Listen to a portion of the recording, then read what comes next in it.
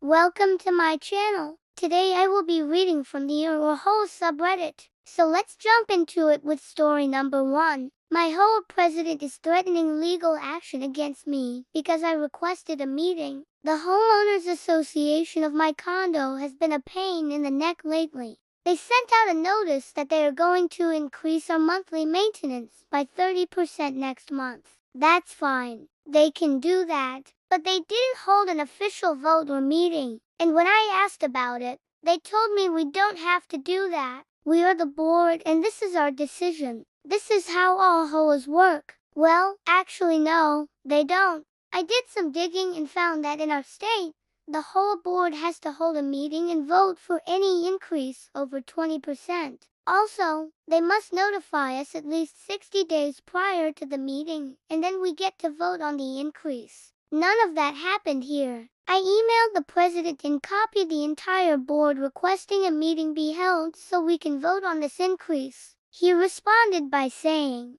"You should know that one of the things the board is considering is having the association's attorney look into possible actions against you for your recent communications." What exactly am I doing wrong here? My communication was polite, factual, and within the bylaws. Oh, and he signed off by saying President Pro Tem. Is there such a thing as a President Pro Tempore of an HOA? How does that even work? Anyway, update. I got served today. Turns out the HOA president is also the association's attorney. Small town, small fish. After I posted this, several neighbors reached out to me. It turns out he's threatened legal action against at least 3 people who have annoyed him. One guy he made pay a fine because he parked in his own assigned parking spot, which was clearly marked with paint and a sign. Another lady had her plants taken down because they were too tall and she refused to cut them back. He made her pay a couple $1,000s to have them removed.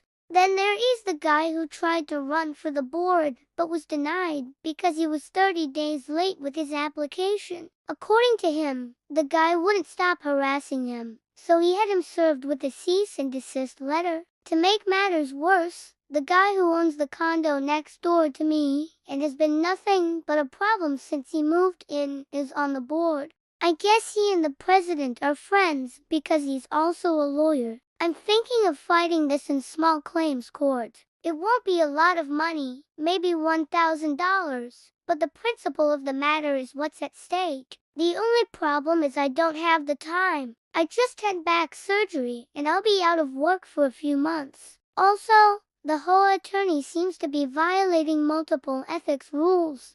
I'm not sure if that helps my case or not. I'll keep you posted. That was story number 1. And story number 2 is my HOA wants to sue me over a tree. Our HOA recently sent out a letter stating that I have 30 days to remove all trees on my property that are over 50 feet tall. Their reasoning is that if a storm comes through and the trees fall on someone or something, then they will be liable. However, they admit that this policy is only being enforced on me. There are many other properties in the neighborhood that have large trees, but none of them have received letters like I have. My property backs up to a green belt and walking path, and in the last year, 2 trees fell across the path due to storms. But those trees were not mine. I have lived here for 5 years and planted these trees when I moved in. They were saplings and would have been grandfathered in under the current HOA rule. When I bought the house, there were already 2 large trees on the property. If anything, my trees help prevent their trees from falling over because their roots are intertwined with mine. I talked to my neighbors and they said that they had the same issue with their trees 20 years ago when they moved in, but the HOA didn't say anything until now. Am I really legally obligated to cut down my trees? Would love to hear from a lawyer. Update.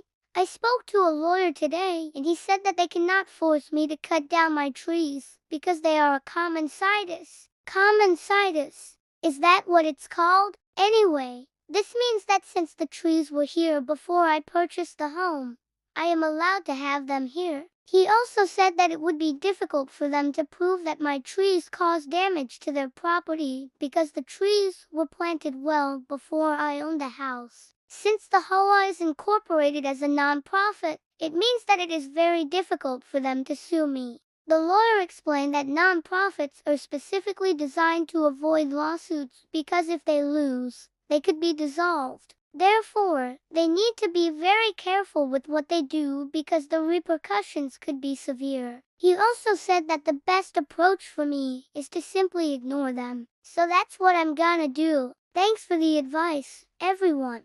That was our HOA Reddit Stories compilation. And if you like this content, check out the other videos on my channel.